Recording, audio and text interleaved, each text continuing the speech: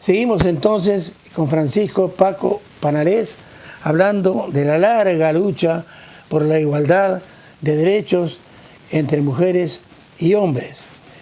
Y como estamos en la región de Murcia, le queremos preguntar a él cómo es el proceso, cómo ha sido el proceso de inclusión de la igualdad en la agenda política en España y en particular en la región de Murcia. Sí, es más o menos lo que antes te he comentado, focalizado en la... antes te comentaba más a nivel nacional, y en la región de Murcia pues es interesante resaltar que bueno, en el 2002 se crea el Instituto de la Mujer de la región de Murcia, pero que dura 8 años, puesto que en 2010 se suprime. Toda la política de recortes que se llevan a cabo afectan en primer lugar a las políticas de igualdad de oportunidades entre mujeres y hombres. Por tanto, tiene una corta vida el Instituto de la Mujer de la región de Murcia. Y bueno, en el 2007 también se aprueba en la región de Murcia una ley de igualdad, que 13 días después de la ley nacional, que también recoge pues, aspectos importantes para el avance. Esos dos momentos, diría, la ley del 2007 en la región de Murcia y el tiempo que estuvo funcionando el Instituto de la Mujer, que lamentablemente pues, fue finiquitado. Por lo demás, pues han ido generando planes estratégicos de igualdad y diferentes medidas, pero bueno, resaltaría esos dos momentos. 2002, la creación del Instituto de la Mujer, y 2007, la creación de la Ley de Igualdad Regional. Ahora, la mujer lucha, Francisco, de diferentes maneras.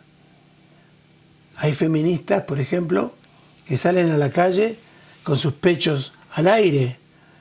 Viene la policía, los agarra, hay problemas de todo tipo. ¿Cuál sería, en tu concepto, el mejor o la mejor lucha que puede tener la mujer para defender el feminismo? Bueno, yo creo que es una decisión de ellas, de las propias mujeres, que decidan cómo articular su lucha. Y bueno, los hombres, yo creo que la posición debe ser pues, apoyar y acompañar, pero entiendo que debe ser liderada por ellas. Y bueno, depende del momento, se articulan una fórmula u otras.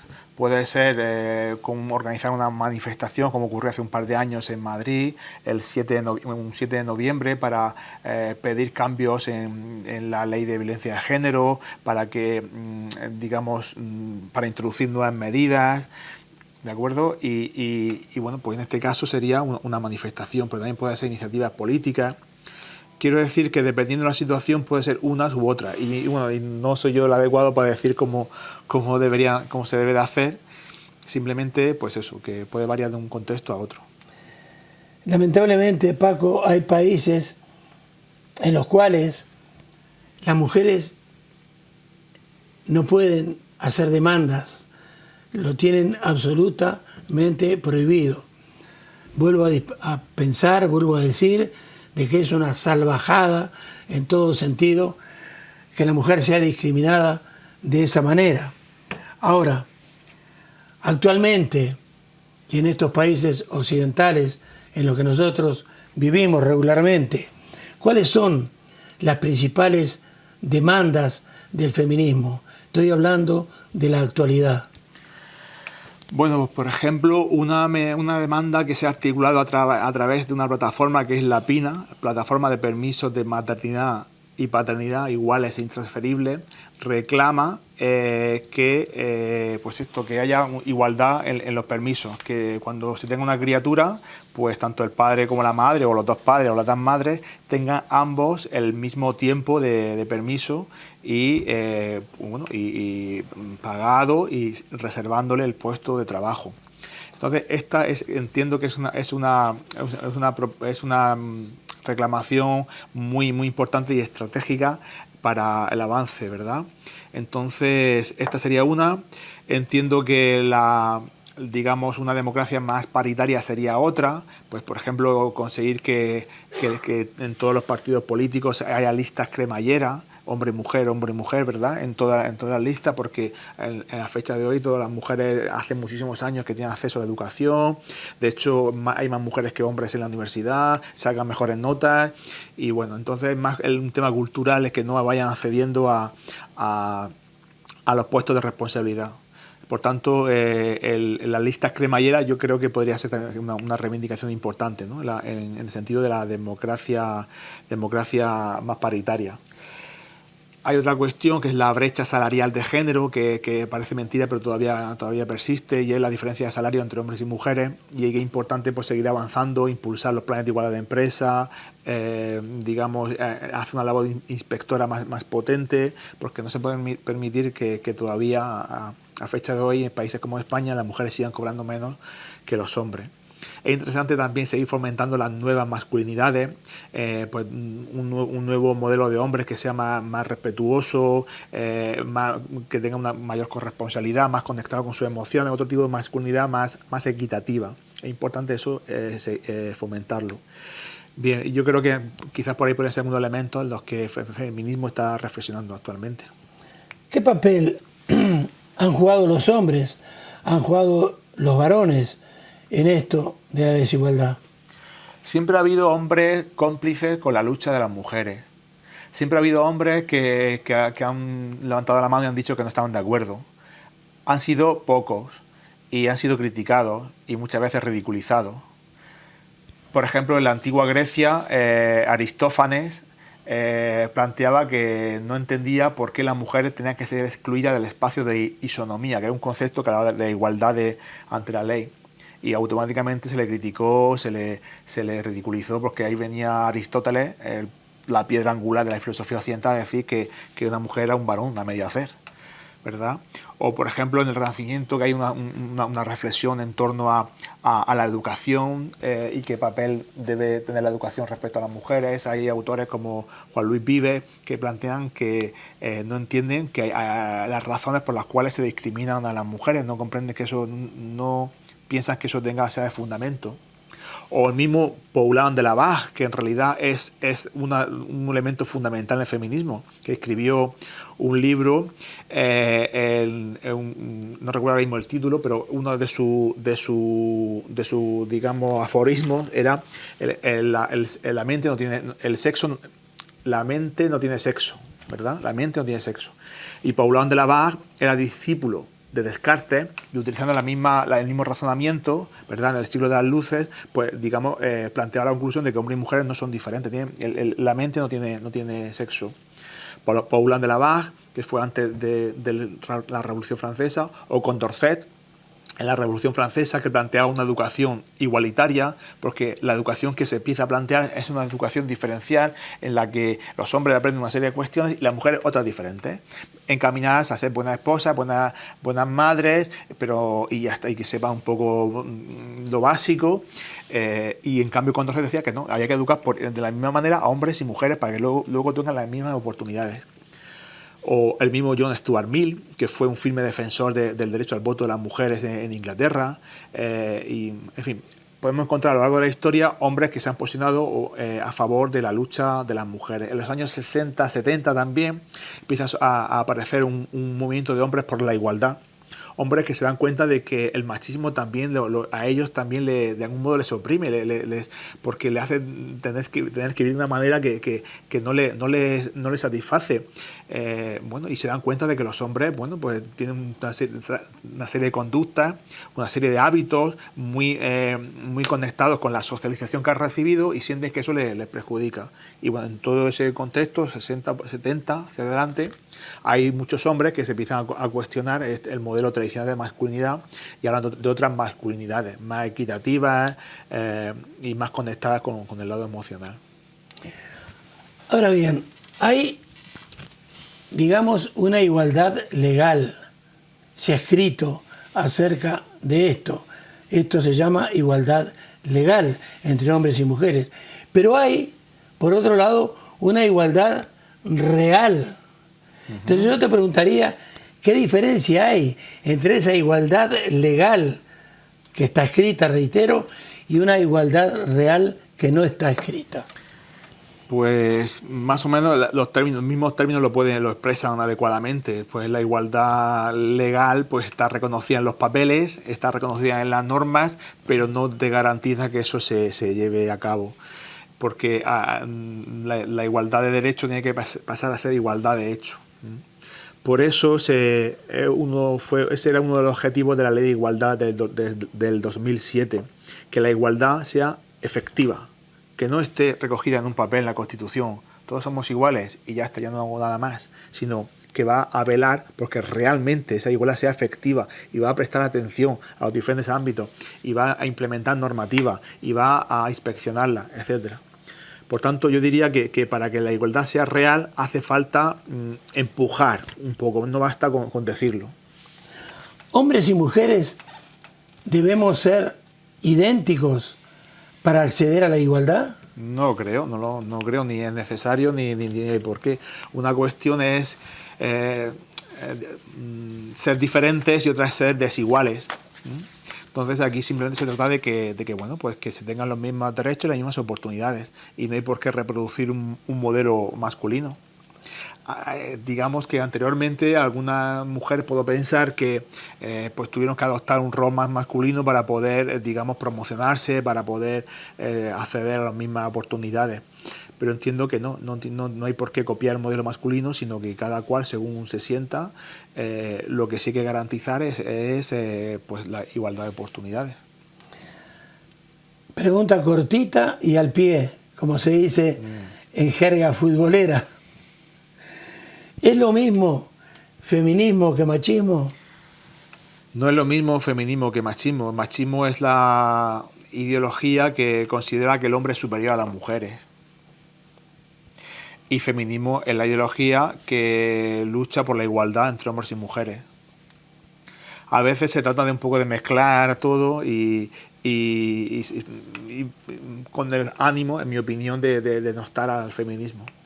Lo hemos comentado en una otra ocasión, si algunas mujeres pensaran que ellas son superiores a los hombres y quisieran articular una lucha para ello, pues se llamaría embrismo, pero no se llamaría feminismo, porque a poco que conozcamos la historia del feminismo, que miremos los libros de historia, sabremos exactamente qué es y qué significa y cómo se ha reproducido.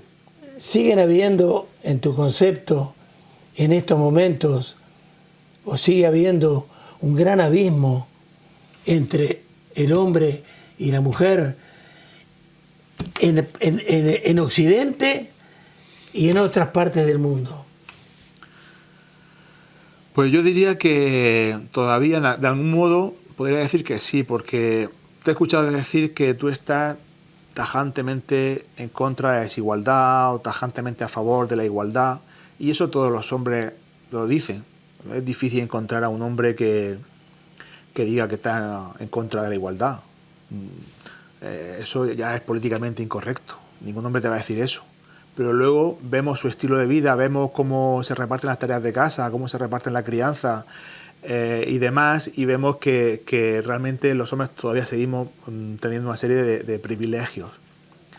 Y yo el abismo ese que comenta lo veo en el día a día de cualquier familia, de cualquier pueblo del noroeste. Entras a cualquier casa de cualquier edad, una pareja de 30, una pareja de 50, una pareja de 70, y hablas con ellos de cómo se reparten las tareas, de cómo se toman las decisiones, y quizás podemos encontrar alguna vez algunos abismos en la que ellas están sobrecargadas de tareas y ellos tienen privilegios que se pueden escaquear de muchas cuestiones, se pueden liberar de otras, de colaborar en casa.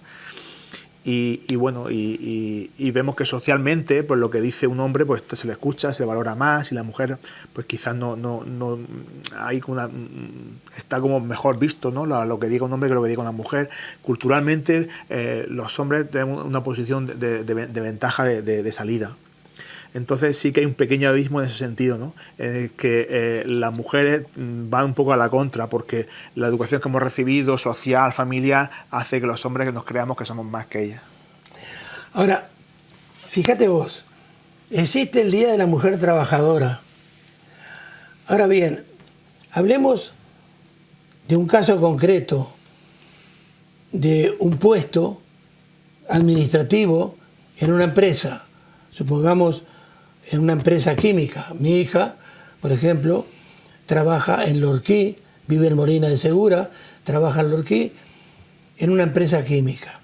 Ahora bien, una persona u otra, independientemente del sexo, hace ese trabajo peor o mejor.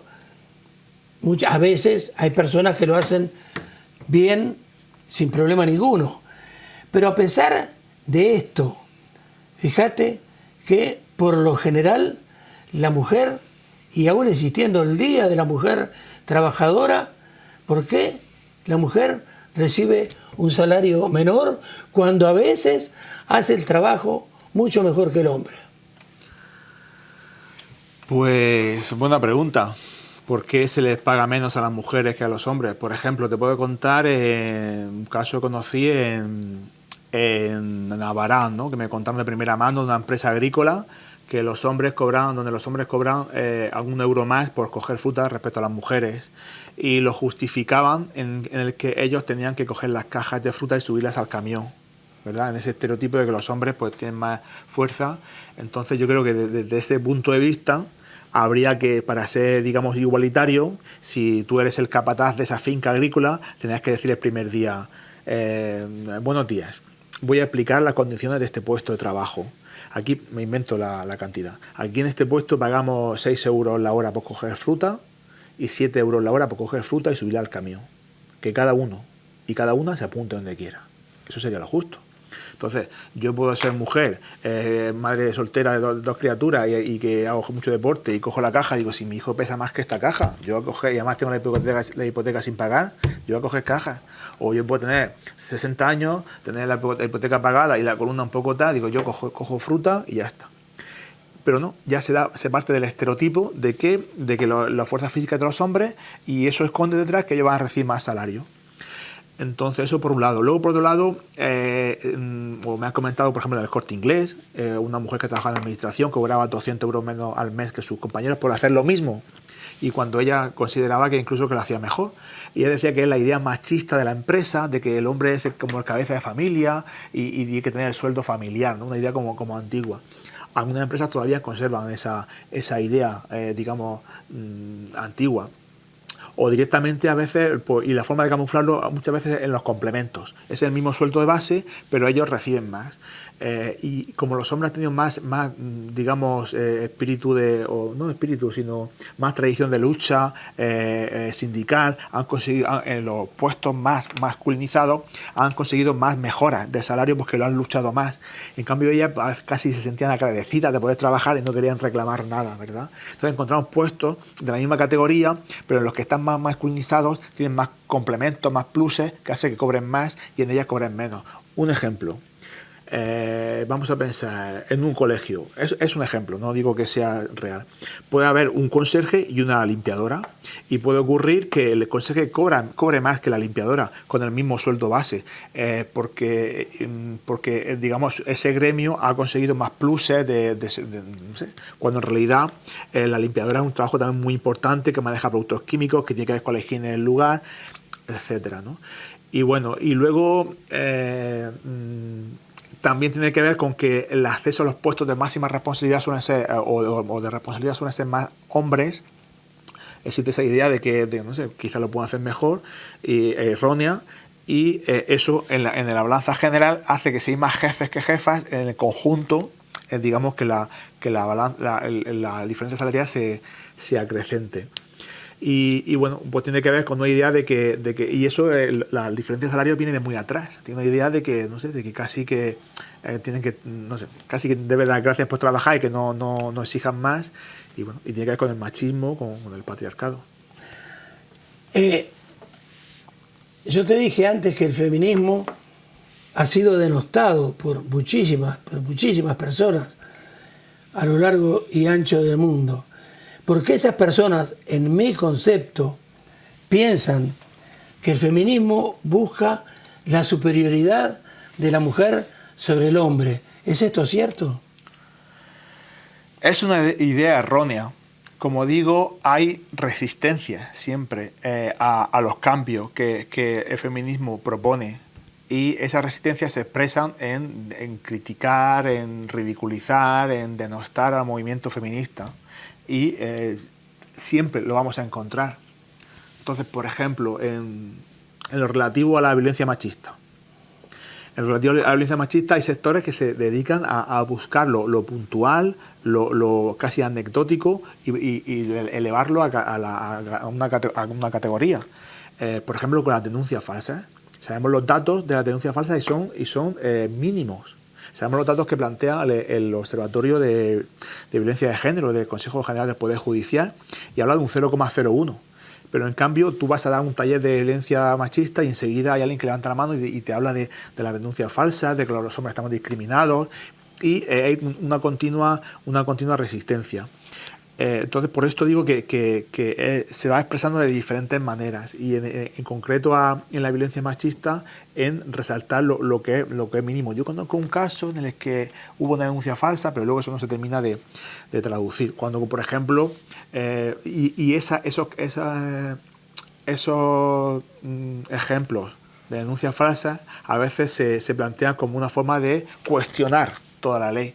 Es como decir que si hay una persona que está cobrando el subsidio de desempleo y además está haciendo chapuzas, significa que eso va mal y habría que quitar el subsidio de desempleo a todo el mundo. No, habría que perseguir a esa persona, etcétera. Y en todos los ámbitos puede existir, digamos, alguien que haga la trampa. Pero en este caso en concreto es, insisto, mínimo. Para terminar, entonces, como última pregunta para la entrevista, y enrabando lo que estás diciendo, ¿en qué consiste el acoso según las feministas o los feministas? Bueno, el acoso es un término que se acuñó en los años 90.